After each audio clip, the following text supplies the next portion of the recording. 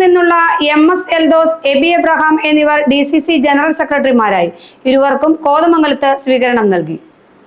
കോൺഗ്രസിന്റെ കോതമംഗലം ബ്ലോക്ക് പ്രസിഡന്റായിരുന്ന MS Eldhose, Kavalangad block പ്രസിഡന്റായിരുന്ന എബി എബ്രഹാം എന്നിവരെ കഴിഞ്ഞ ദിവസമാണ് DCC ജനറൽ സെക്രട്ടറിമാരാക്കിയത്.